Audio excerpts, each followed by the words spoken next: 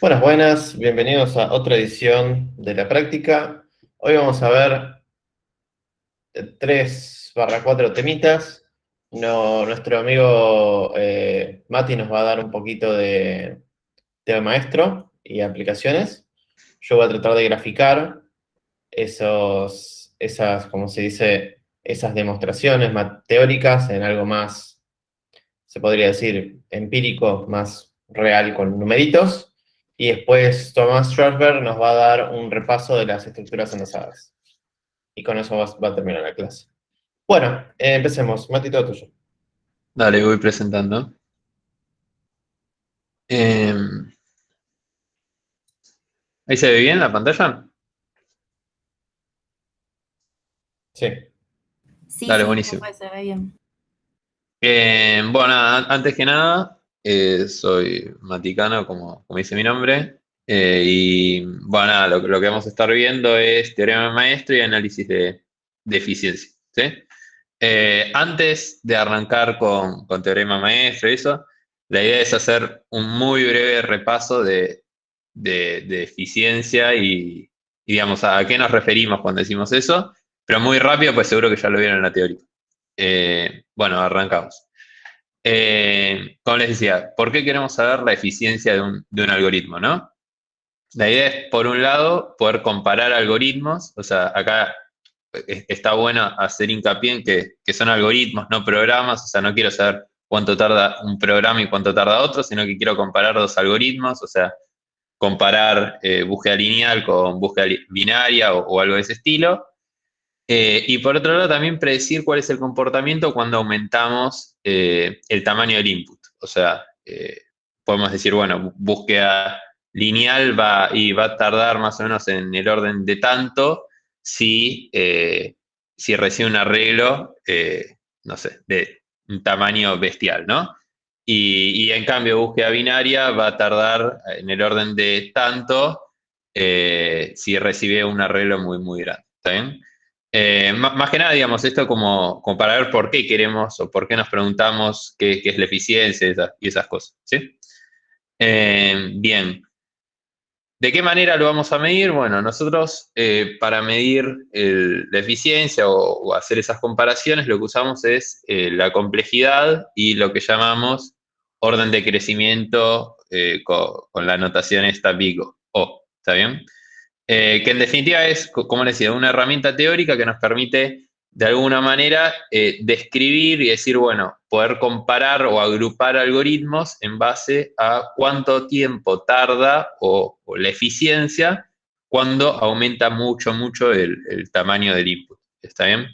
Eh, bueno, nada, está bueno que mencionar que siempre en este caso, en la notación Big O, se toma el peor escenario posible. O sea, por ejemplo, si queremos buscar un elemento con búsqueda lineal, y si el elemento está al principio, va a ser muy fácil, o sea, no va a tardar nada, pero nosotros queremos considerar siempre el peor caso. O sea, si el elemento está al final, por ejemplo. ¿Sí? Y, y por otro lado, digamos, ¿cómo funciona esto? Bueno, en realidad lo que hacemos es contar las operaciones y después, de alguna manera, buscar una cota superior, siempre tomando en cuenta, digamos, como el caso en el que a medida que aumenta el input, ¿está bien? Como ese caso de, bueno, va aumentando el tamaño, cómo se va comportando, ¿sí? Bueno, nada, esto simplemente como a modo de introducción. ¿Hasta acá alguna consulta? Fui un poco rápido, pero o sea, lo vieron en la teórica, así que no sé cuánto sentido tenía repetir todo. ¿Hasta acá vamos bien? Sí, Sí, sí. sí, perfecto. Dale, buenísimo. Yo le pregunto cualquier cosa, me interrumpen y me preguntan, ¿sí? Yo mientras tanto igual voy a ir pausando. Bien, entonces como para ir arrancando tranqui, ¿no? Decimos, bueno, queremos ver cuál es la complejidad de este algoritmo, ¿no? Lo primero que hacemos es contar la cantidad de operaciones. ¿Cuántas operaciones tiene este algoritmo? Que es sencillo, es simplemente buscar el primero de un array. Una operación. Una operación, ¿no? O sea, tenemos una operación. Entonces, en la notación Big O, ¿cuál va a ser la complejidad? Eso lo O de de 1. O de O de 1. uno. Muy bien. Bien, eso de 1. ¿Por qué? Pues en definitiva es una operación. Si aumentamos el tamaño del array, va a seguir siendo una operación. Entonces, en definitiva, el tiempo que tarda este algoritmo, que lo llamamos TDN, o sea, es una función en función del tamaño del input, va a ser siempre 1, ¿no? Y decimos que es O de 1, ¿por qué? Porque es en tiempo, es constante, ¿no? En función de a medida que aumenta este tamaño del array. A ver, espera. A ver. Quiero, bueno, no sé cómo usar el puntero. Pero bueno, nada de eso. A nivel teórico, ¿por qué decimos que eso de 1? Bueno, sí. Para usar el puntero, andate abajo a la izquierda, cliqué los Ahí tres va. puntitos y pones a activar el puntero láser. Ahí va. Me cambió la UX, antes estaba por acá. Sí, sí, sí. Lo cambiaron hace un mes, más o menos. Sí. Bueno, entonces, a nivel teórico, ¿cuál es la definición? Digamos, ¿por qué decimos que eso de 1? Bueno, la definición lo que dice es, bueno, TN, o sea, en este caso 1, es O de algo. Si nosotros multiplicamos esto, ¿no? Por una variable C, y podemos encontrar un valor para C tal que se cumpla siempre esto. Es decir, que TDN es menor o igual que lo que está acá adentro por C. Entonces, por ejemplo, en este caso tenemos 1, bueno, si C es 1, se cumple. Entonces podemos decir que es O de 1. ¿Sí? Esto es más que nada, no lo van a hacer nunca en sus vidas, simplemente como para entender por qué decimos que eso de 1. ¿Sí? Bien, pasamos a otro problema. Por ejemplo, que queremos sumar los primeros dos elementos de un array, ¿no? En este caso, ¿cuántas operaciones tenemos? 3 operaciones. Bien, 3 operaciones. Después, o sea, podemos considerar operaciones más, operaciones menos. No sé, podemos decir, bueno, la asignación es una operación separada de acceder a la variable o cosas de ese estilo, pero en definitiva, digamos 3 operaciones para este caso, ¿no? Entonces, en este caso también decimos, bueno, TDN es igual a 3 y podemos decir que es O de 1. ¿Sí? ¿Estamos de acuerdo en eso? Bien, acá me dicen un par que sí, así que bien. ¿Por qué decimos que es O de 1? Bueno, pasa lo mismo. Decimos, bueno, podemos encontrar un C tal que C por este 1 es mayor que 3, mayor o igual que 3, ¿no? En este caso es fácil. Decimos, ¿qué valor de C podríamos encontrar? Bueno, si C es 3, se cumple esto que veníamos diciendo, ¿no? O sea, se va a cumplir que para cualquier valor de n, se va a cumplir que 1 por 3 va a ser mayor o igual que 3. ¿Está bien? Y por eso en este caso 3 también es eso de 1. ¿Sí? Bien. Pasamos a otro problema. Decimos, ahora queremos imprimir un array, ¿no? Este es más complicado, ¿no? ¿Cuántas operaciones hay acá?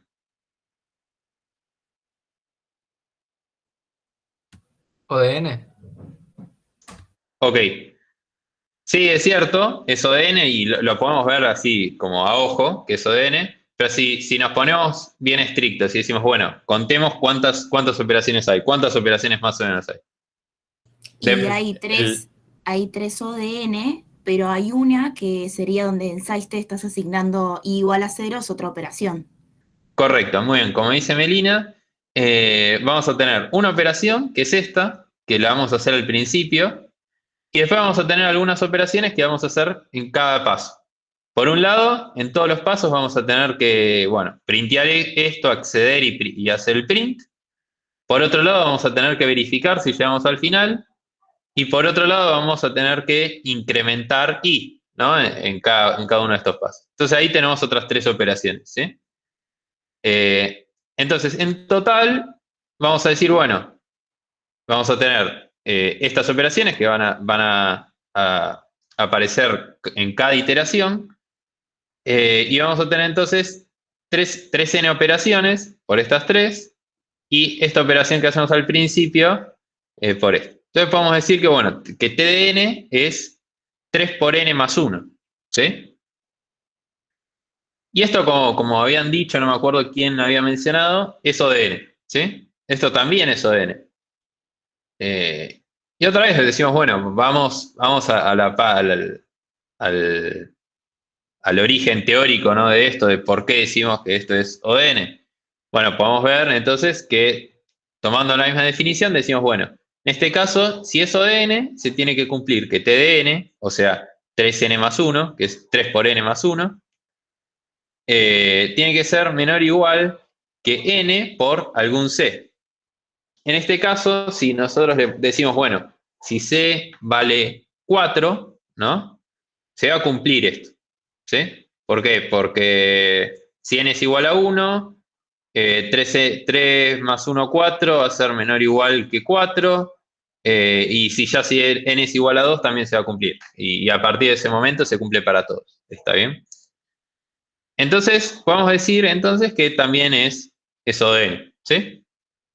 Entonces, como para entender más que nada, cada vez que nosotros decimos que algo es ODN, quiere decir esto. Quiere decir que nosotros encontramos esta cota, ¿no? Que es una cota superior, y que a partir de un determinado n0 siempre se va a cumplir esto. ¿Está bien? Siempre vamos a decir, bueno, a partir de este momento y vamos a poder encontrar una constante tal que n por esa constante va a ser siempre mayor que esto. ¿Sí?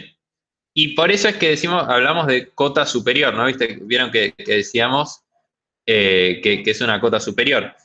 Y por otro lado, es siempre a partir de un n0, es decir, sabemos que el comportamiento a medida que aumenta, o sea, para todos los n's mayores a n es n0, se va a cumplir eso. Entonces, de alguna manera también logramos conocer esa tendencia, digamos, hacia adelante, ¿no? O sea, a medida que aumenta, podemos proyectar, como cualquiera el objetivo, uno de los objetivos que queríamos, proyectar de qué tan costoso es o no un algoritmo, ¿no? Y por otro lado podemos comparar, o sea, podemos decir, bueno, imprimir este array está en el grupo de los ODN, mientras que, por ejemplo, esta operación, que es sumar los primeros elementos de un array, está en el orden en el grupo de los OD1. Entonces decimos, bueno, esta función va a ser, este algoritmo va a ser mucho menos costoso que este, ¿no? ¿Hasta acá vamos bien? Si hay dudas, o sea, estoy yendo rápido, pero si hay dudas, por favor, párenme. Si no hay dudas, nada, no me paren, no pasa nada, ¿no? Bueno, asumo que vamos bien. Igual, la verdad, la forma en que se calcula el ODN no es de esta forma, digamos. En la práctica no va a pasar esto. En la práctica lo que pasa es, bueno, nosotros vemos, por ejemplo, en este caso que teníamos 3n más 1, ¿no? Decimos, bueno, lo que pasa en realidad es, hay algunos tips que hay que seguir, que por detrás el fundamento teórico es esto que veníamos viendo, pero que nos sirven para calcular la complejidad. O sea, si nosotros tenemos un algoritmo que vemos que las operaciones, ¿no? son más o menos n más 2, por ejemplo, operaciones, podemos decir que es ODN. ¿Por qué? Porque podemos despreciar las constantes que se suman o se restan, ¿sí? O sea, este 2 lo podemos despreciar.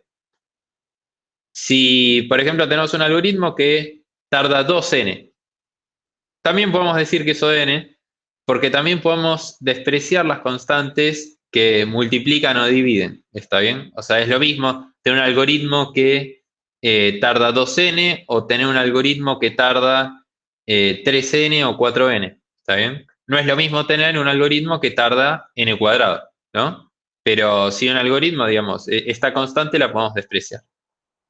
Y por otro lado, también podemos despreciar los términos menos significativos, ¿no? Digamos, tenemos, por ejemplo, un n cuadrado más n más 2, y en este caso sabemos que esto, a medida que aumenta n, digamos, porque nosotros siempre pensamos en el peor caso y cuando tenemos inputs muy grandes. A medida que aumenta n, y si vos tenés un n igual a 1.000.000, y probablemente 1.000.000 al cuadrado va a ser muchísimo más grande que 1.000.000 y más todavía que 2. Entonces esto también lo despreciamos, o sea, no nos interesa. Entonces en la práctica, nosotros podemos ver más o menos a ojo, por ejemplo, en este caso nosotros dijimos, bueno, es ODN. ¿Por qué? Pues en la práctica esta operación que hacemos al principio la podemos despreciar. Estas 3 operaciones no nos interesan en realidad si son 3 o es una o son 4 o lo que sea. Nosotros sabemos que están en el orden de las n operaciones. ¿Está bien? Entonces, nada, en definitiva, esto es lo que se hace en la práctica, ¿no? Cuando vemos un algoritmo, podemos ver más o menos abajo y decir, bueno, este algoritmo es o de n o es de n cuadrado o lo que sea. ¿Está bien? Bien. ¿Puedo hacer un pequeño comentario? Sí. Para el parcial, ¿sí? ¿Puedes volver una demo para atrás con el código? Para el parcial, cuando les pidamos que expliquen los órdenes de complejidad, tienen que hacer lo que Mati dice, ¿no? El for es n veces, ¿ok? Y también tienen que especificar dentro del for que las operaciones son de tal orden, ¿no? En este caso son constantes, ¿sí? O de 1 pueden decir.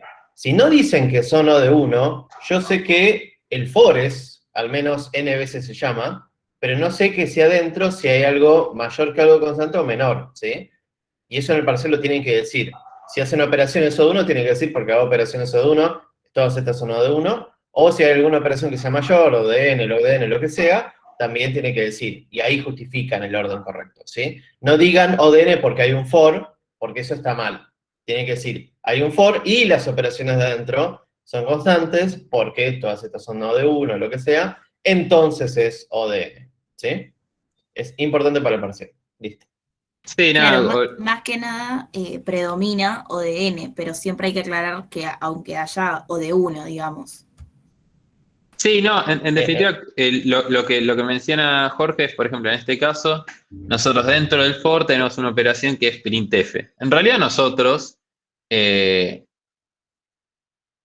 asumimos, digamos, cuando nosotros decimos que hay 3 operaciones que son o de 1, que sería, no sé, acceder a la variable esto y esto, estamos asumiendo también que la operación esta de llamar a la función printf también es o de 1. Entonces, eso habría que aclararlo.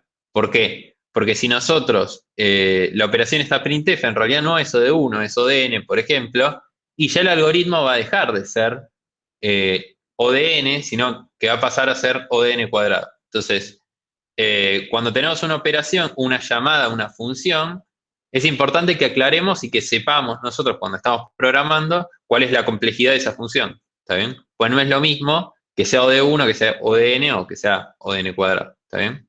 Por eso nada, es importante aclararlo y más que nada cuando estamos calculando la complejidad de un algoritmo. ¿Está bien? Bien.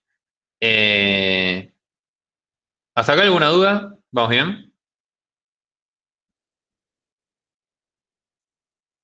Sí, sí. Bien, acá bien, me comenta que va todo bien, así que avanzamos. Vamos con otro ejemplo. Este capaz un poco más complicado, pero ya teniendo un poco más en cuenta esto de que podemos calcularlo un poco a ojo, sin contar operación por operación. Tenemos una función ahora que en lugar de imprimir una lista, quiere imprimir una matriz de n por m. ¿Cuál es la complejidad de esto? O de n cuadrado. N cuadrado. No sería O de n por m, porque tipo no son las dos n. Ahí va. Coincido con Melina. Acá, ahí va. Como comenta, bueno, Enrique, Melina y Leo, en realidad es O de n por m, ¿está bien? ¿Por qué? Bueno, viendo acá, primero prestamos atención que las variables que tenemos son n y m, ¿sí? Lo primero que hace es recorrer el arreglo, la matriz en el sentido de n, digamos, o sea, avanzando en cada fila, columna, como sea, ¿no? Pero avanzando las filas. Después, entonces decimos, bueno, esto lo recorre n veces. Internamente hay otro for. Entonces vamos a decir, bueno, todavía no sabemos qué hay adentro. Pero por ahora decimos, bueno, el costo va a ser O de n por el costo de lo que hay adentro. En este caso es un for. Entonces, ¿cuál es el costo del for? Bueno, vamos a ver, es un for hasta m. Entonces va a ser, el costo de este for va a ser m por el costo de lo de adentro, ¿sí? Como lo de adentro es una operación de 1, podemos decir, bueno, eso de 1. Entonces vamos a decir, esto es n, que es el for de afuera, por el costo del for de adentro, que es m, por el costo de esto de adentro, que es un print, el acceder a la matriz, que es O de 1. ¿Está bien? Entonces me queda O de n por m. ¿Sí? Acá, que es algo que hay que tener en cuenta también en los parcelitos y eso, cuando les pedimos complejidad, es que el O de algo, ¿no? Digamos, la complejidad de un algoritmo, tiene que estar dada en función de las variables del algoritmo. ¿Está bien? Entonces, por ejemplo, en este caso nosotros tenemos una matriz que es de O de n por m, que son el tamaño de la matriz. Entonces, ¿cómo es? La complejidad va a tener que estar determinada en función de esas variables. Entonces, nosotros decimos, bueno, n por m, donde n es la cantidad de filas y m es la cantidad de columnas de la matriz. Entonces, hay que aclarar eso, ¿qué es la variable esa n? ¿Está bien? ¿Por qué? Porque si no lo aclaramos, no sabemos en realidad qué es lo que significa en función de qué está dada la complejidad del algoritmo. ¿Está bien?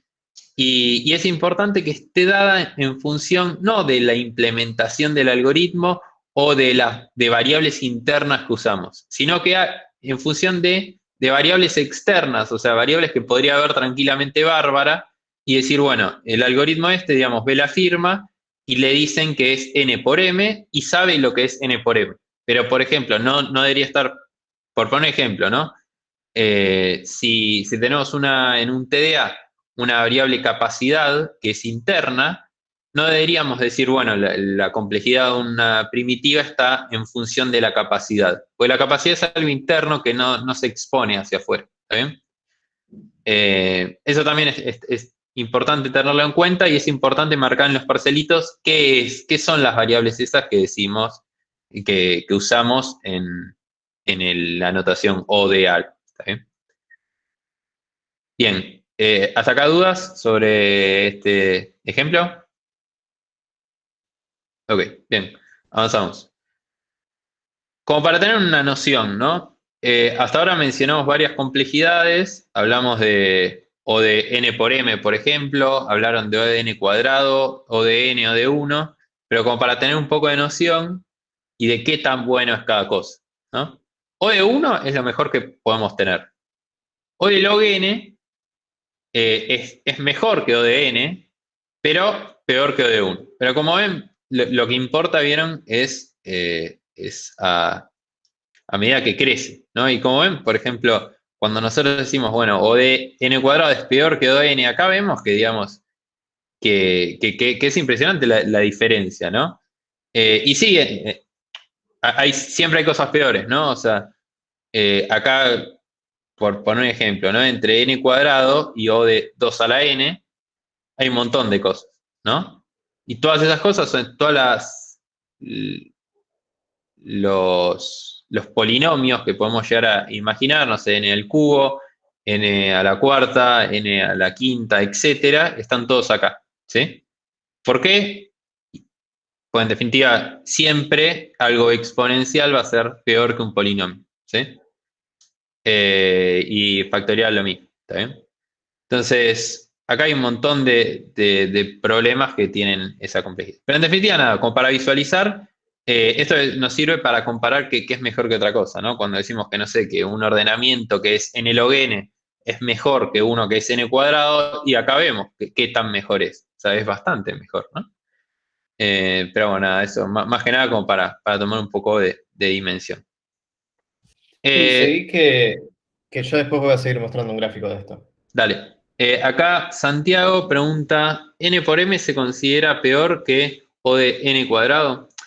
En realidad es difícil compararlo, está más o menos en el mismo orden porque es un algoritmo que es cuadrático en definitiva, pero por eso es difícil compararlo porque las variables son distintas, digamos. Si estamos comparando un problema, si lo comparamos con otro problema cuyas variables son n y m, y decimos, bueno, un algoritmo que es n por m al cuadrado es mejor o peor que uno que es O de n por m. Y el de O de n por m va a ser mejor que el de O de n por m al cuadrado, ¿sí? Pero cuando lo comparamos con un algoritmo que es O de n cuadrado, y es difícil compararlo, porque en realidad las variables a partir de las cuales partimos son distintas, ¿está bien? Claro. Podemos decir también de n y m, porque por ejemplo, si n y m es igual a 2, por así decirlo, es lo mismo que n cuadrado. Digo, n igual a n por n es lo mismo que cuadrado. Todo depende. Es matemática pura. Sí, lo que pasa es que en realidad nosotros acá lo que queremos saber es, en ese sentido, digamos, cuando decimos qué es mejor que otra cosa, lo que estamos haciendo es comparando. Entonces, un poco si nosotros estamos comparando un algoritmo que es O de n por m con un algoritmo que es O de n cuadrado, las variables a partir de las cuales partimos son distintas. O sea, tenemos que saber, es como comparar peras con manzanas, ¿sí? Sí, obviamente, como vos decís, si m es igual que n, se va a dar el mismo caso. O sea, si yo tengo una matriz cuadrada, va a ser exactamente lo mismo. Podemos decir, bueno, que el algoritmo, si tenemos un algoritmo para imprimir matrices cuadradas, podemos decir, bueno, el algoritmo va a ser O de n cuadrado. Y si lo comparamos con un algoritmo que para imprimir matrices comunes, y podemos decir, bueno, si le damos una matriz cuadrada, el comportamiento va a ser el mismo. Pero en realidad estamos comparando cosas distintas, ¿está bien? Bien, avanzo. Hasta acá vimos el cálculo de complejidad y de eficiencia para algoritmos que son en general iterativos, o sea, de alguna manera podemos ver bastante a ojo, eh, podemos ver bastante a ojo cuál es la complejidad del algoritmo, o sea, como vimos para la matriz esta, y nosotros vimos, decimos, bueno, acá hay un for, acá hay otro for, este for recorre n, este m, adentro hace una operación de 1 y da n por m, ¿sí? Pero si tenemos un algoritmo recursivo, por ejemplo esto, y no es tan fácil a priori ver cuál es la complejidad, ¿no? Si ustedes ven esto, ¿qué complejidad tiene?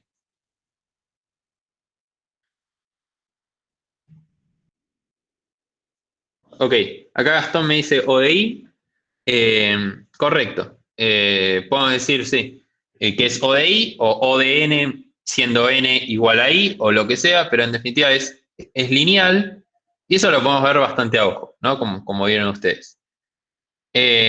Ahora, si nosotros lo queremos justificar, queremos decir realmente cómo es que llegamos a eso, tenemos que hacer otra cosa, ¿no? O sea, porque podemos justificarlo diciendo, bueno, en realidad lo que hace el algoritmo es, recibe un i y en cada iteración, en cada llamada le resta 1 al i hasta que llegara a 0. Entonces va a ser O de i.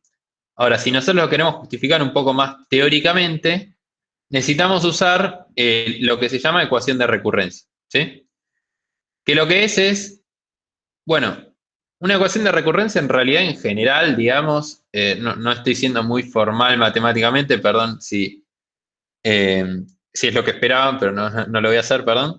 Pero básicamente es cuando tenemos, por un lado, una función y su expresión también depende de esa misma función, ¿no? O sea, por ejemplo, en este caso tenemos t de n de este lado y también t de algo de este lado. O sea, la función esta t de n o t, la función t, depende de sí misma.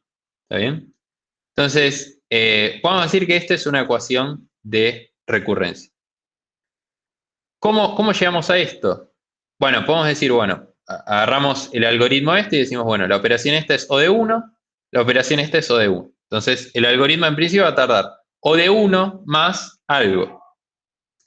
¿Y esto cuánto va a tardar? Y esto en realidad va a tardar lo que tarda el algoritmo este para un tamaño n, pero para un tamaño n-1, ¿no? Porque acá achicamos el tamaño de nuestro problema. ¿Está bien? Entonces, decimos, bueno, el tiempo de n va a ser el tiempo, va a ser O de 1 más el tiempo que tardo para resolver el mismo problema, pero para un tamaño n-1. ¿Está bien? ¿Hasta acá se entendió más o menos qué es y cómo armamos esta ecuación de recurrencia? Sí, sí.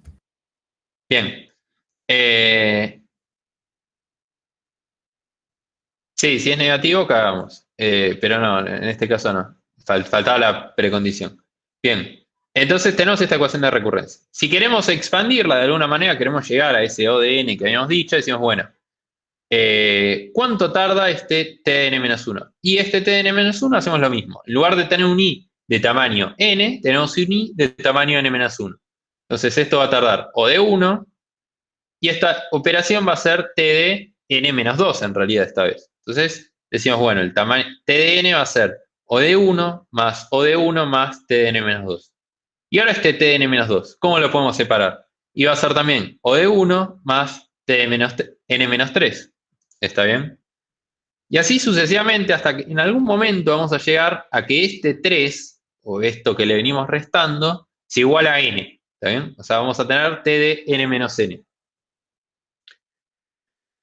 ¿Cuándo vamos a tener eso? Y cuando nosotros lleguemos a que este valor sea n, acá vamos a tener n términos O de 1. ¿Sí? Entonces vamos a poder decir, bueno, vamos a tener n términos O de 1 más T de n-n. T, que sería T de 0. ¿Está bien? Este término T de 0 en realidad es O de 1 también, porque resolver el problema este para un i igual a 0 tarda O de 1. ¿Está bien? Entonces, en total vamos a poder decir que T de n va a ser igual a n por O de 1, ¿no? Que es equivalente a decir O de n, ¿sí? Entonces vamos a poder llegar a lo que habíamos dicho antes intuitivamente, que es O de n. Esto es cuando tenemos problemas de este estilo, que son recursivos, pero de esta forma y que podemos verlo bastante a ojo también, ¿no? O sea, nosotros si nos cruzamos con un problema de este estilo en un parcialito, y nosotros vamos a poder ver a ojo que es O de n, ¿está bien? Y lo pueden justificar tanto de esta forma más teórica como diciendo, bueno, yo veo acá que hay una operación O de 1 que se hace n veces, pues se va reduciendo el problema en 1 en cada iteración, ¿no? O sea, se podría explicar también. Pero bueno, hay algunos casos en los cuales no podemos hacer esto tan fácil, que son los casos de división y conquista. Los problemas de división y conquista, ¿alguno me comenta cuál es la propiedad de los problemas de división y conquista?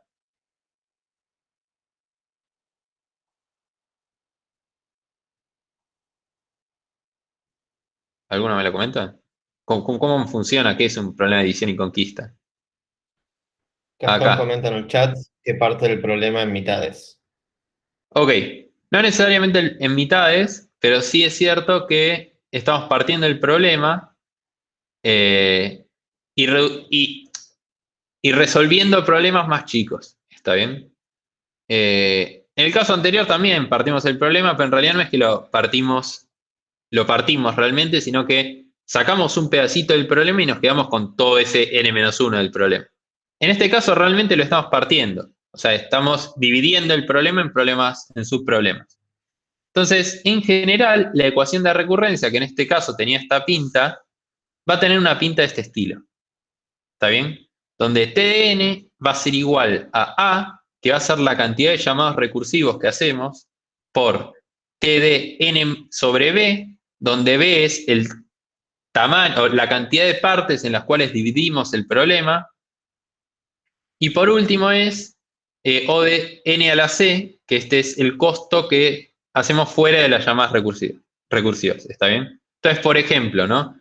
Creo que lo tengo acá. Lo vamos a ver más adelante. Cuando tenemos un problema de división y conquista, vamos a llegar a una ecuación de recurrencia de este estilo. ¿Sí? Cuando tenemos una ecuación de recurrencia de este estilo, hay un teorema, que es el teorema maestro, que es lo que habíamos hablado, que nos permite resolver muy fácil esto, que definitivamente nosotros ahora lo vamos a aplicar directamente, y nos dice cuál es el costo, digamos, como nosotros acá llegamos a que esto es equivalente a decir Tn es O de n, cuál es el costo de un problema de este estilo. ¿Está bien? Entonces, por ejemplo, nosotros tenemos una ecuación de recurrencia así, y el teorema maestro nos dice, bueno, compara logaritmo en base b de a, donde a es la cantidad de problemas que vamos a resolver, b es la cantidad de subproblemas que hicimos, o sea, en cuántas partes dividimos el problema, y C es el exponente este del polinomio este, que es el que nos queda fuera de las llamadas recursivas, vamos a decir, bueno, compara este logaritmo en base B de A con C y fíjate cuánto te da. Si esto es menor que C, tu problema, el costo del problema va a ser O de n a la C. Si es igual que C, el problema va a ser O de n a la C por logaritmo de n. Y si es mayor que C, es O de n a la logaritmo en base B de A. ¿Sí? Esto es, ustedes lo van a usar como una regla. Si quieren pueden buscar en la bibliografía que están las demostraciones, pero en definitiva lo pueden usar como una regla. ¿Sí? A modo de como práctico, como recomendación mía, a mí me sirve un montón pensar que este último caso y este primero son muy parecidos. ¿Sí? ¿Por qué? Porque en definitiva, si se fijan el exponente este, que en este caso es C y en este caso es logaritmo en base B de A, es el máximo entre el logaritmo en base B de A y C. ¿Está bien? O sea, este caso podría ser, en el caso de que sea igual, bueno, tenemos esto, no nos queda otra, pero en el caso de que, o sea, mayor o menor, podemos decir, bueno, hacemos O de n a la máxima entre el logaritmo en base B de A y C. ¿Sí? Que en definitiva estos casos es, nos fijamos, en este caso, este término va a pesar mucho más, lo que significa en la práctica es que este término pesa mucho más que este. Y en este caso es, bueno, este otro término pesa más que este. Y por eso es que en este caso me queda el logaritmo en base B de A y en este el logaritmo base, perdón, y en este caso como exponente C. ¿Sí? Vamos con un ejemplo. Búsqueda binaria. Este es conocido, ¿no? ¿Cómo? Díganmelo ustedes, ¿no? Porque esto yo ya lo sé. No sé si lo sé, pero ahora lo vemos. Espero saber. Díganme ustedes, digamos, en cuántas partes se divide el problema o cuál es la ecuación de recurrencia de este problema. No sé si alguien lo quiere comentarlo. Las tres primeras líneas es O de 1. Bien. Y después las dos otras líneas es un llamado de recurrencia, o sea, perdón, un llamado de recursividad, digamos, porque se parte a la mitad. Entonces, la ecuación de recurrencia sería un llamado, o sea, T por n sobre 2, que vendría a ser la que se parte a la mitad en el arreglo, y después más O de 1. Ok, muy bien. Como comentaba Melina, esta primer parte es O de 1, son todas llamadas, son todas operaciones constantes. Esta primera operación tarda t de n sobre 2 y esta segunda operación también tarda t de n sobre 2.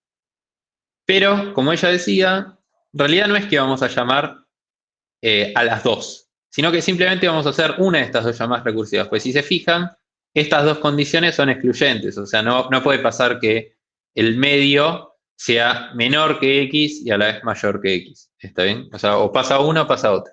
Entonces, la ecuación de recurrencia nos queda t de 1, porque de estas dos llamadas recursivas hacemos una sola, por t de n sobre 2, porque acá tenemos cualquiera de estas dos llamadas recursivas, el costo es t de n sobre 2 más O de 1, ¿sí? Porque estas operaciones son O de 1. Este es el término ese de n a la c, que son todas las operaciones que quedan afuera de las llamadas recursivas, ¿sí? Ahí Gastón y Santiago también habían comentado lo mismo. Muy bien, para los tres. Bien. Y ahora vamos al teorema maestro, ¿no? Que nos dice, tenemos esta ecuación de recurrencia. ¿Cuánto vale A, cuánto vale B y cuánto vale C? ¿Alguno me quiere comentar? A vale 1, B vale 2 y C vale 0. Ok, correcto. 1, 2 y 0. ¿Por qué? Porque hacemos una sola llamada de estas que habíamos visto, una de estas dos nada más. Dividimos el problema en dos, que este es el B, y el exponente este es 0. Que esto acá hay que tener cuidado porque muchas veces decimos, bueno, el exponente este es 1, nos confundimos y metemos un 1 como C y la cagamos, ¿sí?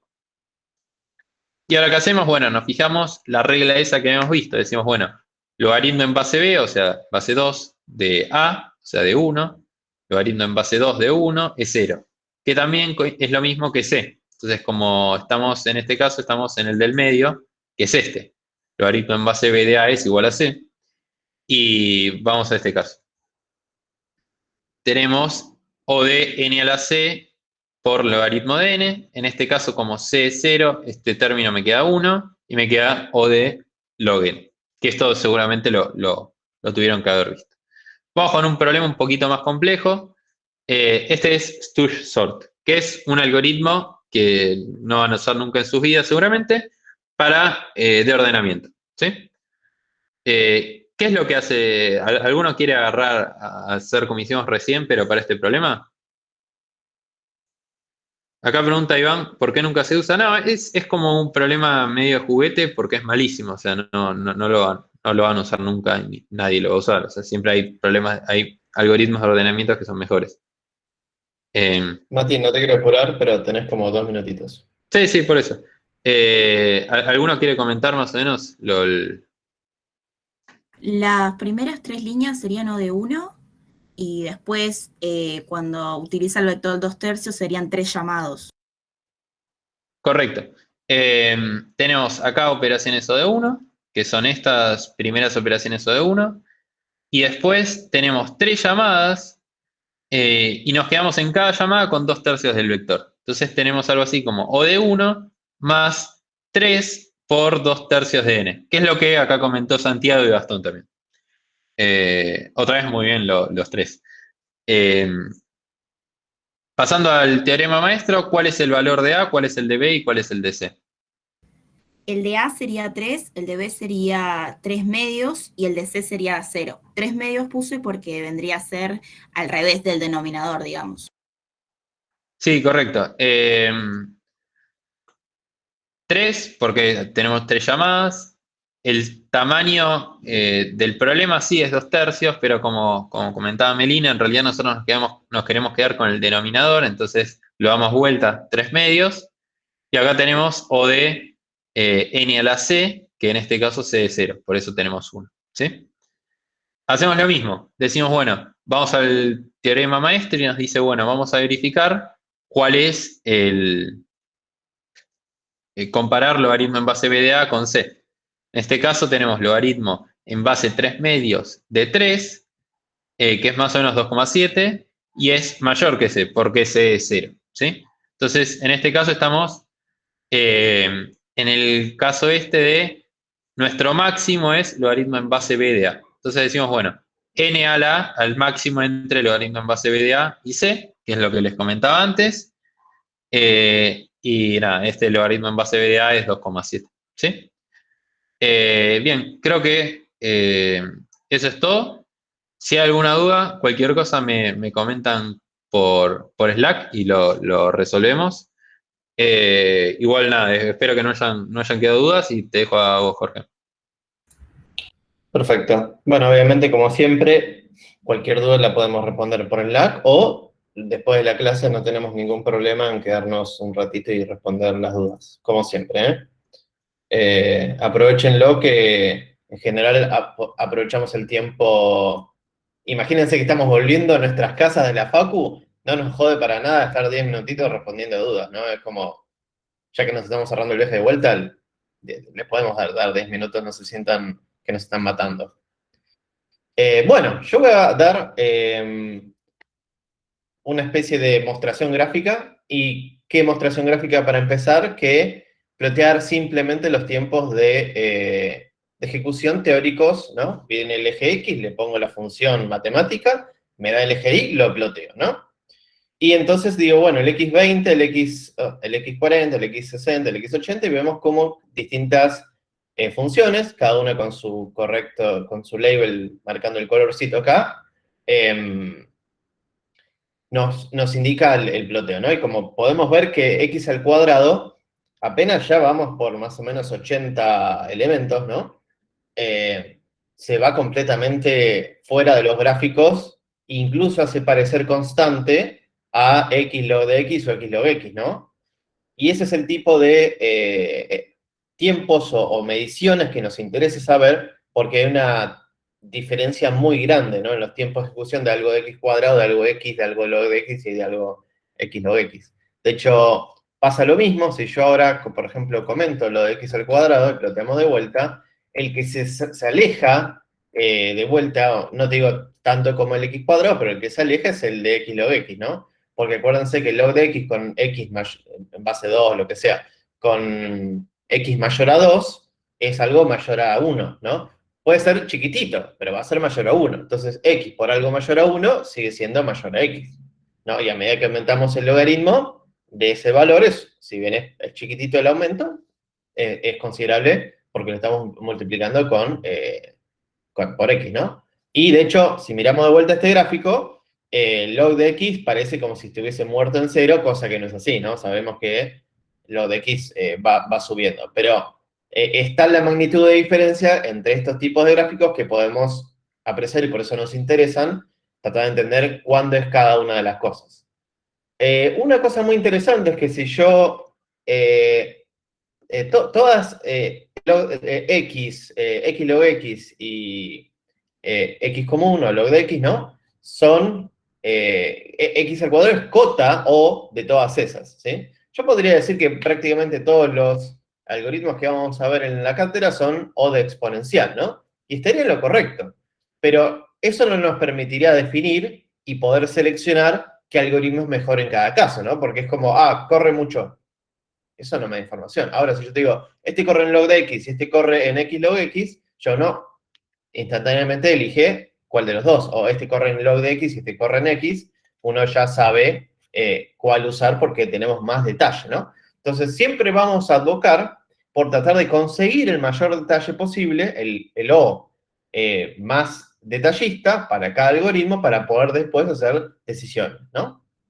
Por eso está todo esto. Bueno, pasemos a la realidad, ¿no? Tengo estos números teóricos y ahora los quiero bajar a tierra. ¿Cómo hago? Bueno, empecemos a poner un poco, no importa el código, ahora el objetivo no es que lo entiendan, ¿no? Lo hice medio C para que el que quiera leerlo lo pueda más o menos entender, pero no es el enfoque para nada de que entiendan esto, sino el concepto de este notebook. Vamos a hacer un análisis de tiempo entre búsqueda lineal y búsqueda binaria, ¿no? Ya vimos recién cuánto es búsqueda binaria, rápidamente en el chat me van a contestar en tiempo O de 1, cuánto es búsqueda binaria. ¿Cuánto es búsqueda binaria en el chat? Log de n. Log de n, bien. ¿Y cuánto es búsqueda lineal? O de n. O de n. O de n, ¿no? Perfecto.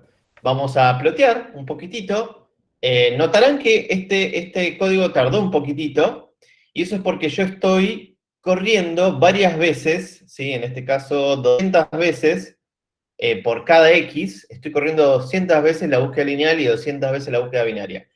¿Por qué hago eso? De hecho, debería correrlo más, para tener un número más preciso y menos variante, ¿no? Luego porque cuando vamos a medir tiempos reales en la computadora, todo el mundo sabe que en la computadora está haciendo muchas cosas al mismo tiempo, ¿no? Conectándose a internet, teniendo otros programas, el navegador, todas las pestañas tienen sus procesos, tengo 23.000 programas abiertos, ¿no? Entonces, cuando el programa en este caso Python, está corriendo, el scheduler se llama, que es el que asigna el CPU a cada proceso, en algún momento me lo puede sacar o puede pasar distintas cosas que nuestro programa se ha interrumpido o se ha demorado, ¿no? Y entonces las mediciones no son exactas. Si yo solo mido una vez, ese número va a variar siempre. Yo tengo que medir varias veces y sacar un promedio, como mínimo, ¿no? Un promedio. Y después otras cosas si nos vamos a la estética, pero acá no vamos a la estética, y ahí saber más o menos el número. Entonces, hicimos eso, 200, sacamos el promedio, 200 veces hicimos lo mismo, sacamos el promedio por cada punto en X, y ahora lo vamos a plotear con el valor teórico, x y log de x, y vamos a plotear los tiempos ahora en segundos. Miren el eje Y, ahora son segundos, son poquitos segundos, pero son segundos, y vamos a tratar de ver si hay una tendencia. Y obviamente hay una tendencia, ¿no? El valor teórico, el naranjita, que es el x, tiene una correlación con el azul, que es la búsqueda lineal. Entonces ya acá estamos más o menos mostrando con un grafiquito que búsqueda lineal tiene una correlación con X, y el que está plasmado, sí, de hecho deberíamos, hay dos gráficos, ¿no? El log de X y búsqueda binaria, también tiene una correlación. De hecho, vamos a sacar búsqueda lineal para que se pueda plotear en mayor detalle. Miren estos segundos, ¿sí? De 0 a 15, de 0 a 0.15, ¿no? y ahora corro de vuelta, y me va a pasar que la escala me cambia, ¿no? Y vamos a ver solo búsqueda binaria, pero es para dar un poco de detalle. Acá podemos ver el ruido que tiene la búsqueda binaria, ¿no? Antes estaba todo como opacado, porque tenemos una escala mucho más gruesa, ¿no? Acá la escala ya tenemos 2 ceros, no solo uno, 2 ceros, y obviamente oscila porque acá estamos en el nivel de 0,01 segundos, donde el scheduler, si me saco o no del proceso, lo que sea, ya impacta significativamente en las mediciones, ¿no? Acá Lucas dice, sacás el ruido introducido por factores secundarios. Sí, estoy tratando de disminuir el ruido. No lo puedo sacar, lo disminuyo, ¿sí?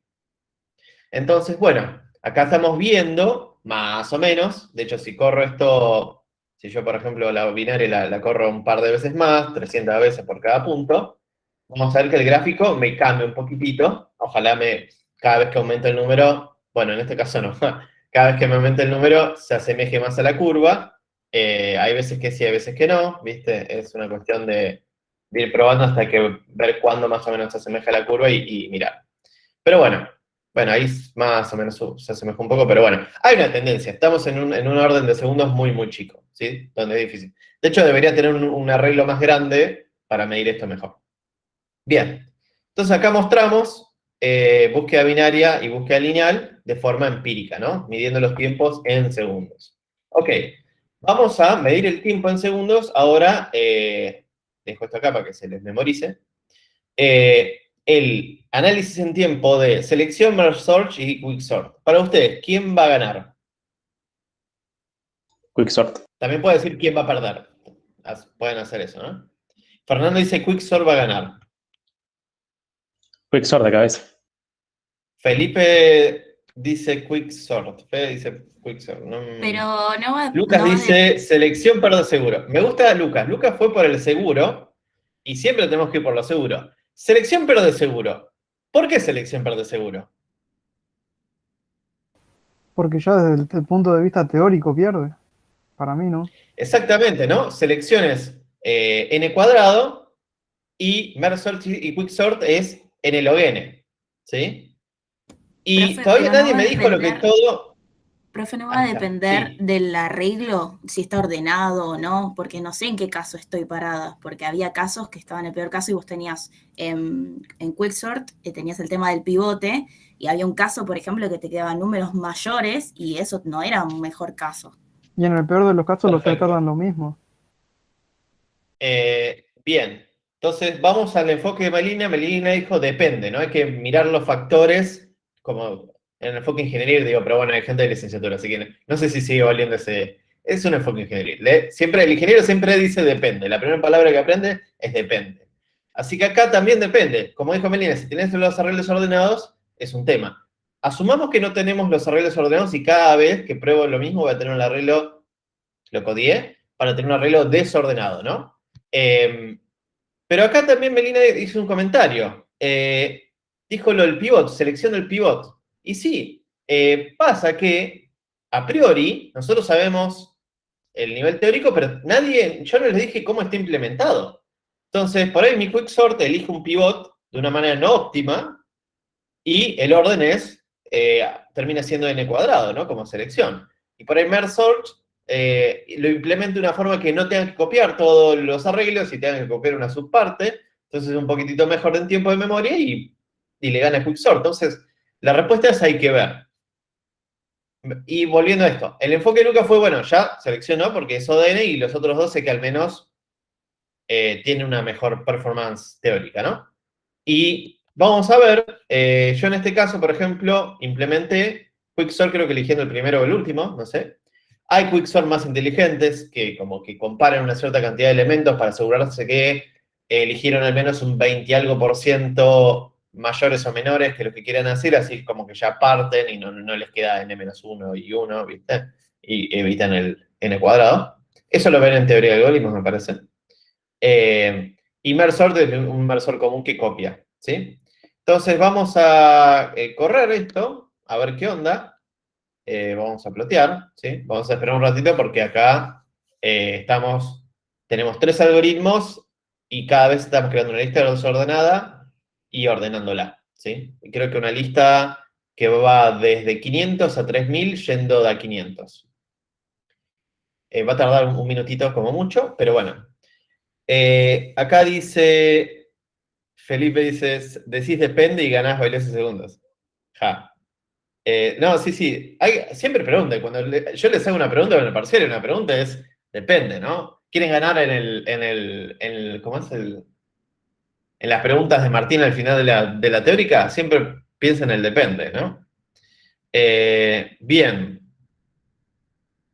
Acá Iván dice, perdón, gana Mersol porque Wikisort tiene el peor caso. Más o menos. Acuérdense que el O no lo vemos, pero está el O, que es el peor caso, y después el caso como promedio, ¿no? El caso amortiguado, por así decirlo.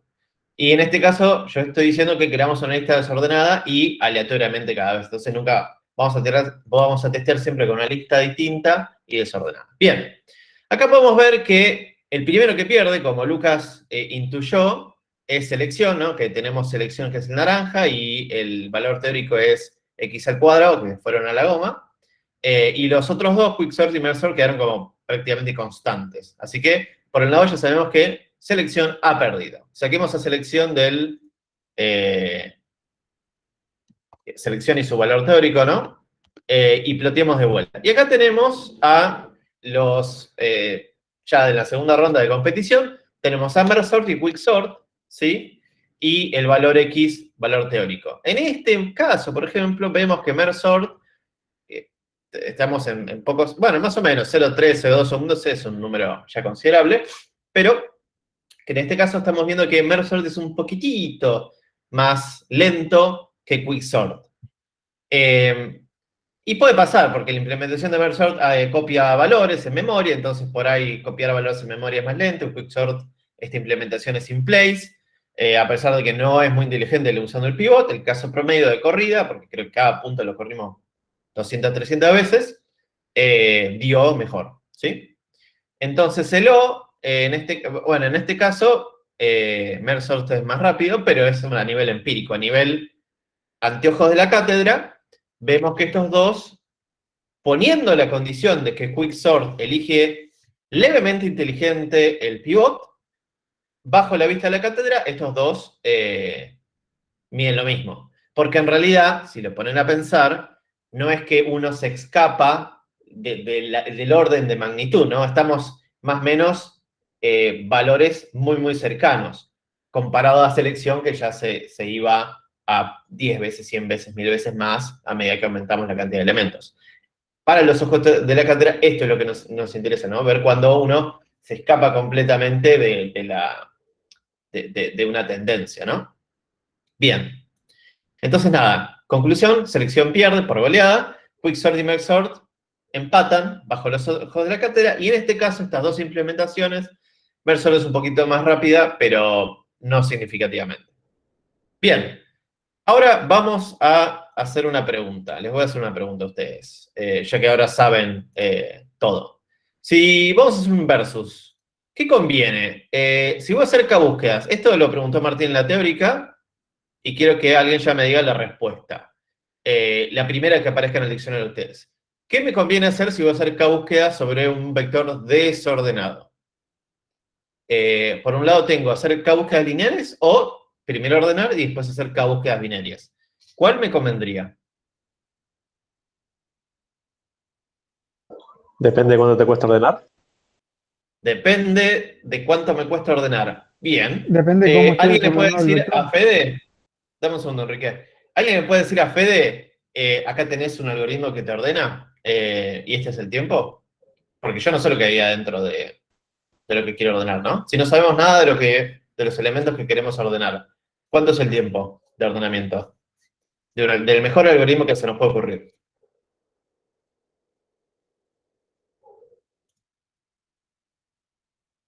Esto lo tienen que saber así, de rojo. Si le digo, ordename un arreglo de elementos genéricos, ¿qué usas? ¿Qué es el orden? O sea, ¿qué usas? No, hay varios. ¿Cuál es el orden? ¿Cuál es el mejor orden posible? N Santiago log N. dice ODN. ¡Ah, Dios mío, mis ojos! Santiago, si lo lográs serías multimillonario y dominarías el mundo si conseguís ordenar un arreglo de elementos genéricos sin tener información en tiempo ODN. Te haces millonario, te dan el premio Nobel, es como descubrís el espacio-tiempo, todo, todo. Así que no. La respuesta es no y teóricamente no se puede, pero la teoría ha demostrado a veces que está incorrecta, así que yo no les voy a decir que no pueden hacer algo, les voy a decir que es prácticamente imposible que lo hagan, pero pueden probar y después avisarme y ponerme en su nombre si descubren el tiempo-espacio, viajan en el tiempo-espacio. Bien. Y obviamente por ahí se ganan el sueldo. No, pero nunca van a ganar más que yo porque tengo un sueldo docente que tiene demasiados ceros después de la coma. Bien, entonces, sigamos. Acá Iván dice N log N. Sí. Tatúenselo porque esto es parte de que salen de esta materia aprendiéndose esto. A ordenar un elemento, un arreglo de elementos genéricos, el mejor caso, la mejor implementación, N log N. Fin. No pueden hacer nada mejor que eso. Entonces, empecemos a mapear, ¿no? Tenemos ordenar, ¿cuánto me cuesta entonces? En el login, ¿eh? N log N. N log N. Muy bien, Fede, muy bien, Melina. Ok, tenemos N log N. Hacer búsqueda binaria, ¿cuánto me cuesta? Login. Log de N. Perdón, ya viste la cagué. Hacer K búsquedas binarias, ¿no? K por log de N. Y hacer K búsquedas lineales, ¿cuánto me cuesta? KN. KN, ¿no? Porque es recorrer el arreglo, encontrar el elemento, pero si tengo que hacer eso cada veces es O de N por K, ¿sí? Acá Luca dice, si uno cuesta N por K y el otro N log N, entonces si K es más... Ah, no, bueno, pará, vamos por parte, no. Vamos a empezar a mechar esto. Bien. Entonces, acá vuelvo a preguntar. Tenemos, bueno, voy a preguntar, pero los voy a ir. Tenemos dos variables, ¿no? Tenemos K y tenemos N. Entonces, no puedo decir cuál es mejor que cuál porque tengo dos variables. Si K es muy grande, no lo puedo despreciar. Si N es muy grande, no lo puedo despreciar. Y así. Entonces vamos a jugar, vamos a ver probando combinaciones, ¿no? Iván dice, pero si haces una búsqueda lineal, ¿hace falta recorrerlo más de una vez? Y mira, yo estoy buscando, supongamos que tenemos una lista de padrones, ¿no? Del curso, ¿no? Y yo digo, padrón 972, ¿cuál está? Entonces busco en el Excel linealmente y lo encuentro. Y agarro el nombre, no sé. El siguiente padrón, que va a ser otra búsqueda, voy a tener que ir, leer todo el arreglo de vuelta y encontrarlo, ¿sí? Y eso me cuesta otro ODN, ¿sí? Entonces tengo que hacer K búsquedas por mi lista de búsquedas que quiero hacer. Y me cuesta recorrer todo el arreglo N veces. Cada vez que recorro el arreglo me cuesta ODN, ¿no? Entonces es K por N. Así que, ¿entendiste, Iván? De que tengo que hacer K veces la búsqueda. Y cada búsqueda me cuesta recorrer todo el arreglo, que es ODN. ¿Sí? ¿No? Tal vez. ¿Comprás, no comprás? ¿Bitcoin? ¿El dólar bajó, el dólar subió? Ok, perfecto. Bien. Ah, Iván dice, estaba pensando en recorrer una vez con todas las búsquedas que querés hacer, pero es lo mismo, porque cada elemento que haces K comparaciones, entonces es lo mismo. El K es lo mismo. Si K es grande, no lo puedes despreciar. Bien. Entonces empecemos. Si K es chiquito, entonces lo puedo despreciar, porque digamos que lo tengo que buscar un padrón, o dos padrones, ¿viste? Nada, algo despreciable. Con respecto a N, metamos el valor de K acá, y entonces tenemos N log N, que era ordenar, más una búsqueda, porque es 1 por lo de N, si es mayor a 1 por N. Entonces acá ya obviamente sabemos que N es... acá sabemos que este lado es mayor, ¿no? Porque n por log de n con n, log de n siendo mayor a 1, porque cualquier cosa de mayor a 2, ya log de 2 es 1, algo, ¿no? Perdón, log de 2 es 1, pero el log de algo mayor a 2 es ya con mayor a 1. Entonces tenemos algo mayor a 1 versus n clavado. Entonces, este lado es mayor, y por lo tanto, me convendría directamente hacer la búsqueda lineal. Si tengo k igual a 1, ¿sí? Incluso k igual a... Sí, k igual a 1. No sé, o sea, un k muy, muy chico con respecto a n. ¿Sí? Bien. Vamos al otro extremo. Si K es mayor a N, N no es 1 o 2. Le voy a poner constante asterisco porque no lo despreciemos, pero le voy a poner constante para que visualmente ustedes vean cuál es mayor y cuál es menor, ¿sí? No podemos expresar el 1, pero digamos que es menor a K. Entonces, si pongo los numeritos acá, digo, tengo una constante asterisco por K, por lo de esa constante asterisco, menor, bueno, si es menor o no, es menor, perdón, a K por esa constante, porque, hagamos la cuenta, constante, un número muy chico, lo desprecio, no lo desprecio, pero lo desprecio con respecto a multiplicarlo por K, que acuérdense que K era el número grande. Entonces tengo log de la constante por la constante. Entonces, ¿cuál es más grande? Más grande esta. ¿Por qué? Porque si le aplico log a la constante me queda mucho más chico. Entonces, este lado, K log de la constante, es menor a K por directamente la constante. ¿Sí? El log te lo baja mucho el valor. Y entonces sabemos que, acá podemos concluir que si tenemos que hacer muchas búsquedas con respecto a n, por ejemplo, puede pasar que tengo un programa que es muy malo y tengo la lista y cada vez que entran y salen del recreo tengo que chequear los padrones una y otra vez, ¿no? Entonces voy a hacer 2 o 3 veces n búsquedas, ¿no? O sea, acá va a ser igual a 3n y 4n, ¿no? Depende de cuántas veces hagan el recreo, voy a hacer muchas más veces que n. Entonces a mí me conviene primero ordenar y después hacer búsquedas finales. Y por último, vamos al punto donde se intersectan, ¿no? Tipo donde vemos cuando me conviene y cuando no, porque acá estuvimos jugando con los extremos, de si n era chico con respecto a k, o si k era chico con respecto a n. Vamos al punto medio. Entonces, igualemos los términos, ¿sí? Hagamos operaciones matemáticas, pasemos el k dividiendo para la izquierda, ¿sí? Entonces, este k se va y queda dividiendo acá abajo el k, ¿sí? El n nos queda solito. Después pasemos el log restando para este lado. Estas son operaciones matemáticas para llevar a un punto de despejar k. Quiero despejar k de la forma más limpia posible. Entonces acá paso este log dividiendo para allá y despejo k. De hecho no hago eso. Bueno, se entiende, ustedes lo pueden seguir.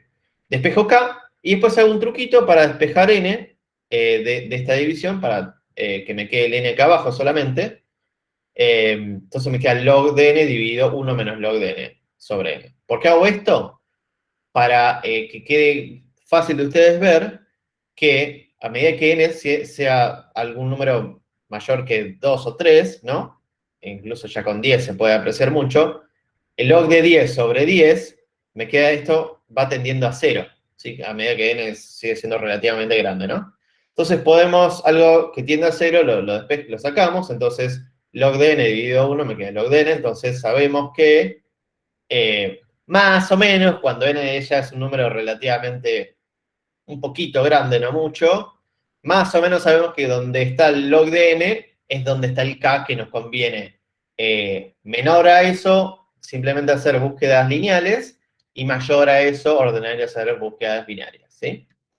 Y obviamente ustedes dirían, patraña, Jorge, tiene que mostrármelo en un gráfico, y a eso voy, Plotémoslo. Vamos a nuestro querido segundo notebook. Vamos a hacer búsqueda lineal versus ordenamiento y búsqueda binaria, ¿no? Acá tengo implementado no importa bueno, esto está subido el código. Acá estamos buscando padrones de un empadronamiento. Tenemos 300.000, entonces ya saben que el log de 300.000 dividido 300.000 da cercano a 0. Quiero hacer búsquedas de 10 en 10 para ir aumentando el K, ¿no? El n quedó fijo, el n no cambia, el n es 300.000. Y vamos a plotear la diferencia entre hacer búsquedas lineales y ordenar y búsquedas binarias, ¿no? Y vamos a ver dónde se choca. Y vemos que la búsqueda lineal, que es más o menos lineal acá abajo por algún motivo misterioso, que por ahí me falta simplemente probar más veces para que me dé más amortizado el tiempo correcto, vemos que se intersectan acá re tempranito, ¿no? Acá al principio de todo. De hecho, es entre 0 y 10, ¿no? Más o menos por 5 acá. Entonces hacemos log de 300.000, me da 5,4, ¿sí? 5,4 es más o menos esto, acuérdense que no es muy... Estamos aproximando la ecuación teórica y estamos aproximando los tiempos de ejecución, pero más o menos nos está dando el número correcto, ¿sí? Entonces, cuando les pregunte qué conviene hacer, ordenar y búsquedas binarias o hacer K búsquedas binarias, o hacer K búsquedas lineales, ¿qué me contestan ustedes? Ordenar y binario. Ordinario. ¿Ordenar y binaria siempre? Depende. Primero, Lucas les acaba de tirar el puertazo. Siempre es depende. Perfecto. ¿Depende de qué, Lucas? Por ahí, ¿cuántos ordenamientos debo hacer, no? No, hacemos solo un ordenamiento. Acá estamos viendo, en el eje X es la cantidad de búsquedas, ¿sí?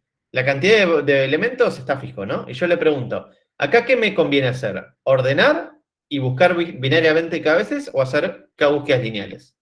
Acá Nicolás dice, depende del tamaño del K.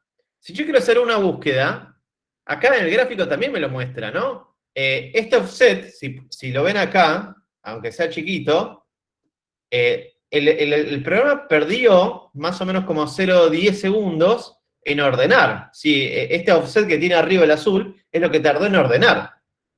Si yo puedo responderte en menos de ese tiempo porque simplemente hago ODN, acá estoy viendo, desde que estoy mostrando que si tengo K igual a 1, ya está.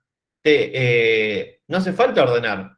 Si K es igual a 2, también. Si K es igual a 4, también me conviene seguir haciendo búsquedas lineales, hasta 4. Si ya es 5, ahí ya me da lo mismo ordenar y hacer 5 búsquedas binarias o hacer 5 búsquedas lineales. Después de 5, ya se empieza a ver la diferencia de, ahí me conviene primero ordenar y hacer búsquedas lineales porque ya este azul queda más o menos planchado relativo al X, ¿viste? Que queda lineal, ¿sí? Esto es, acuérdense, O de n log n más k log n, y este es x, k por n. Así que sí, depende del k. Cuando a ustedes les digan qué conviene hacer, búsquedas lineales o ordenar y búsquedas binarias, ustedes tienen que decir, dame el n, ¿sí? Le hago el logaritmo, ¿viste? El logaritmo del n, y ahí ya tenés el punto si te conviene o no hacer búsqueda lineal o ordenar y búsqueda binaria, ¿sí? Si es menor a ese log de n, la cantidad de búsquedas que querés hacer, decís, busca linealmente, no te preocupes. Si es mayor a ese log de n, decís, no, primero ordenar y después hacer búsquedas binarias. Lucas dice, ¿y si no sé el k, asumo que es grande? Es una buena pregunta. Deberíamos preguntar, ¿no? Si va a haber una... Si no asumimos nada, no podemos responder. Podríamos decir que en la mayoría de los casos conviene hacer ordenamiento más búsqueda binaria porque acá demostró que el log de ese número es un número relativamente chico y si decimos que vamos a tener un número aleatorio de k, hay más chances que quede a la derecha del log de n que a la izquierda, pero a priori, si no sé cuántas búsquedas, no sé, si sé que voy a tener más de, no sé, un número fijo o un número ya que va a ser, por ejemplo, la mitad de n. Sabemos que la mitad de n es mayor a log de n, entonces le digo, ordena y busca binariamente, ¿no? Tenemos que saber algo, tenemos que saber cuánto es k con respecto a n, más o menos. Si no, no sabemos y no podemos decir. Y obviamente, la respuesta es si en un parcial le decimos, ¿qué te conviene hacer? ¿Buscar lineal o buscar ordenar y buscar binario? Ustedes responden, depende, porque si tenemos que buscar log de n veces menos, o sea, menos de log de n veces, es lineal, y si tenemos que buscar más de log de n veces, es ordenar y búsqueda binaria. ¿Sí? Esa sería la respuesta holística.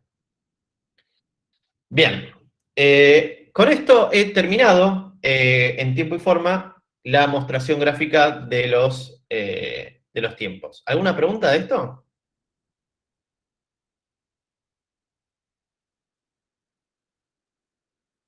Bueno, entonces, si no hay preguntas, obviamente nos podemos quedar después de clase respondiendo. Tomás, ¿estás por ahí? Sí, sí, acá estoy. Perfecto. Ahora, Tomás, ¿qué vas a ver, Tomás? Bueno, iba a dar un repaso volando, porque tenemos 10 minutos, de estructuras enlazadas. Yo sé que... ¿Se me escucha bien? Sí, sí. Sí, Sí, sí. perfecto. Sé que esto se los dio hoy Martín en la teórica, pero bueno, vamos a hacer un repaso cortito porque ahora se les vienen las entregas de la cola y la lista, que como saben las van a tener que hacer sobre estructuras enlazadas en vez de sobre arreglos como hicieron con la pila. Entonces, bueno, ¿qué es una estructura enlazada? Una estructura enlazada con un poquito de imaginación se podría pensar ¿Querés como un tren. compartir? Ah, ¿Querés ¿no estoy compartir la compartiendo? pantalla? Uy, Creo que no. perdón. Sí, está compartido, ¿no? No está compartido. No, yo no veo nada. No, estoy. Ahora Ahí sí. está. Ahí estamos. Bueno, va de vuelta entonces. Dale. Una estructura enlazada con un poquito de imaginación se podría pensar como un tren donde cada vagón representa un dato que está conectado de alguna forma con otro dato. Es decir, los vagones están conectados entre sí y bueno, se podría decir que el tren lo maneja Alan, que es el que arma la estructura, y Bárbara es la que elige cuáles van a ser los datos que guarde el tren. Un esquema un poquito más parecido a lo que van a tener que hacer ustedes sería este, que cada cajón, lo que antes era un vagón, ahora pasa a ser esta caja, que se llama nodo. Cada nodo está definido por este par dato próximo, que bueno, el dato es el valor que quiere guardar Bárbara en la estructura, y el próximo es una referencia al siguiente nodo en la estructura.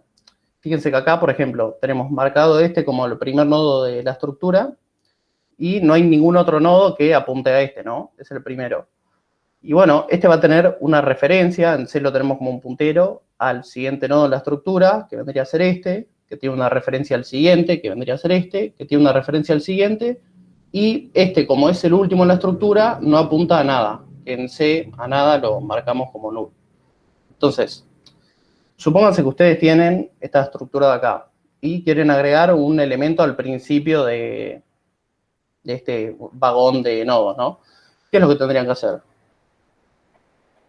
Bueno, es así de fácil como agarrar el nodo nuevo y hacer que apunte al que previamente era el primer nodo de la estructura. Y después obviamente lo actualizan como el primer nuevo nodo porque si no, no les queda, o sea, no tienen manera de acceder a este. Otra operación que, por ejemplo, la van a tener que hacer en la cola, sería la de agregar un elemento al final de la estructura. Entonces, lo que tendrían que hacer sería que el último nodo, en vez de apuntar a null, pase a apuntar a el nuevo nodo que quieren encolar al final, y este nuevo nodo ahora, como es el nuevo último, pasa a apuntar a null. ¿Hasta acá todo bien? ¿Alguna pregunta? ¿Se entiende? Perfecto. ¿Se entiende? Bueno, acá les dejamos como ayudita lo que sería la estructura del nodo en C. Fíjense que es bastante chiquita, solamente está definido por el dato y por el puntero del siguiente nodo. El dato lo guardan como void asterisco, como punteros genéricos, para no limitarse a ningún otro, a solamente guardar enteros, flotantes o lo que sea. O sea, pueden guardar lo que quieran en void asterisco, inclusive otros TDAs que creen ustedes. Y Ahora, hagámosle una pregunta a los chicos. Alan, ¿puedes mirar lo que hay guardado en algún dato? O sea, ¿puedes referenciar el miembro dato? No. No, porque es puntero genérico, me No, parece. no. Porque es puntero genérico. Muy bien, Felipe, Lucas y Santiago. Muy bien en el chat y muy bien en el voz. exacto, o sea, Alan solamente maneja asignándolo a distintas direcciones de memoria, pero nunca se entera de lo que hay acá adentro. Hasta donde él le concierne guardan elefantes, no sé, no tienen idea. Y bueno, y lo otro que guarda el nodo es el puntero al siguiente nodo, que fíjense que todavía no pueden poner nodo-t asterisco porque están definiendo el typedef adentro de la creación del struct. O sea, acá por una única vez le ponen struct nodo en vez de nodo t, pero bueno, ya la siguiente vez que usen nodos pueden usar directamente nodo t. Entonces, bueno, ahora le damos otra ayudita más, está un poquito mejor, que es la implementación en C de como la función que crea los nodos. Fíjense que la operación de crear un nodo es suficientemente importante como para hacer una función aparte. O sea, no tiren todo este código en colar, por ejemplo, o cada TDA, lo que sería de crear un nodo nuevo, sino que nada, háganse una función aparte porque queda mucho más modularizado, ¿no? Teniéndolo como una subestructura. Entonces, la función nodo crear o crear nodo devuelve una referencia al nodo que están creando y recibe por parámetro el valor que le quieren poner al nodo. Y bueno, es bastante fácil. Lo primero que hacen es pedir memoria para el nodo. Acá chequean que no haya fallado el malloc.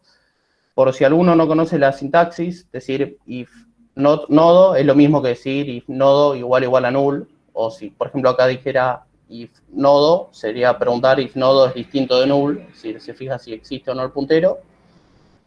Y bueno, si falla, devolvemos null para que el que llama la función sepa que falló y no se ponga a operar con algo que cree que es un nodo y en realidad es un puntero null. Y después, bueno, directamente acceden a la estructura interna del nodo y le dicen que el dato que guarda va a ser el valor que recibe por parámetro y como lo inicializan al que apunte a null.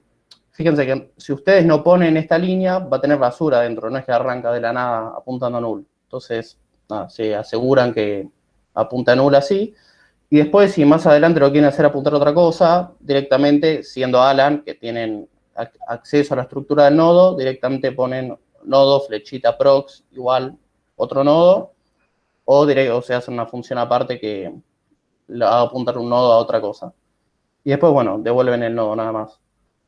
¿Alguna pregunta? ¿Entienden por qué lo implementamos de esta forma, el nodo crear?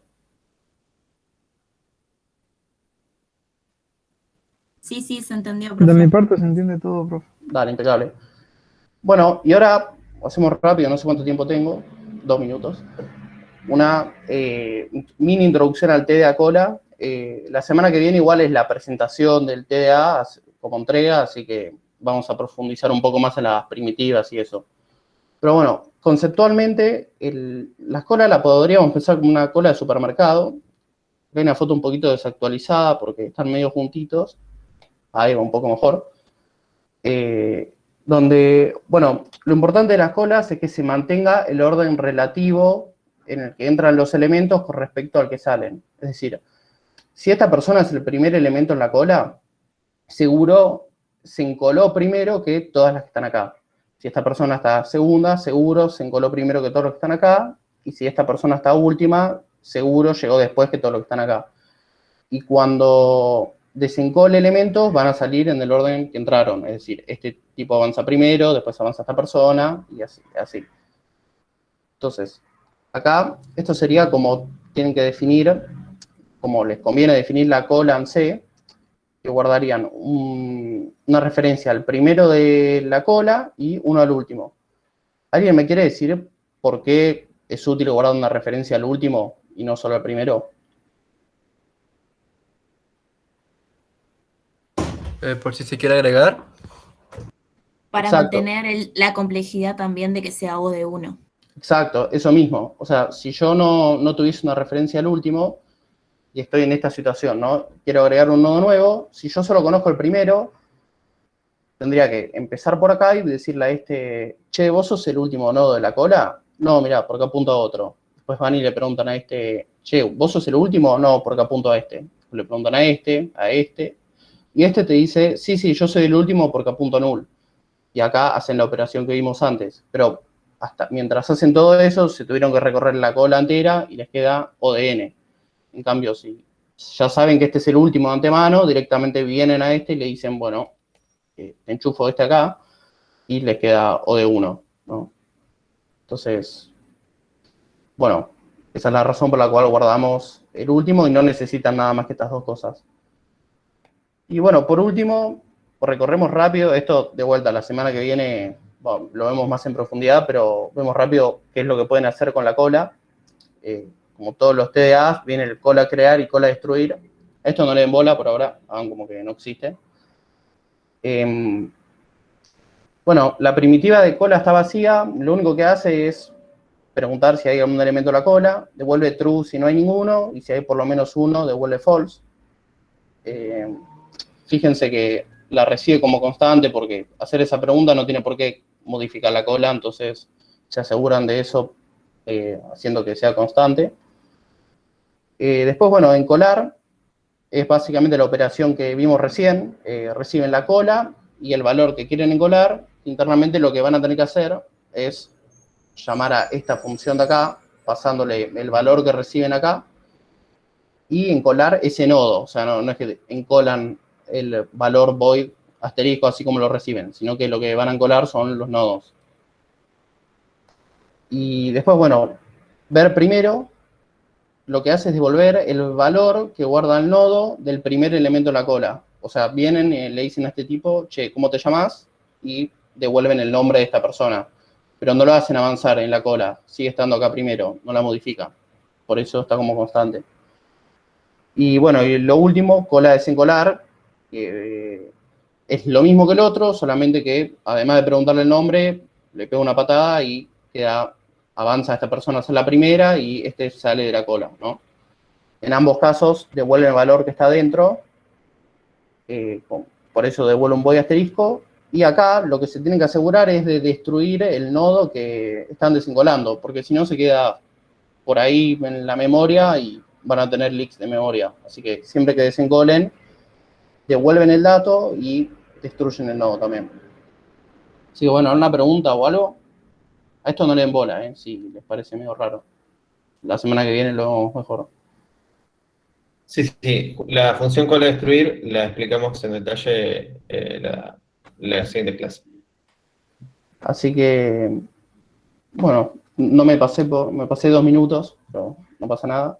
Ah, está perfecto, está perfecto. Terminaste en tiempo y forma. Tranqui. Así que, bueno, si nadie tiene ninguna pregunta, es un repaso cortito para que les va a servir para la implementación después de la cola. Se entendió, profe. Gracias. Sí, muy Vale, bueno. impecable.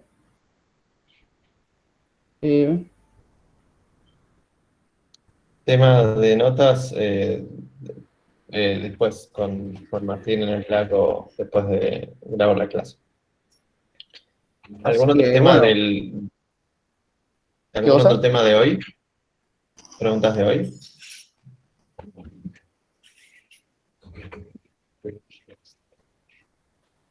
Bueno, si no hay temas voy a parar de grabar. Damos los 5 segundos de ¿Se entendió ¿cómo es? todo? De Bueno, cortesía. parece que no hay preguntas. Está bien. Cualquier cosa igual pueden mandar por el Slack y les contesto enseguida. Sí. Bueno, perfecto. Terminamos de grabar. Un saludo.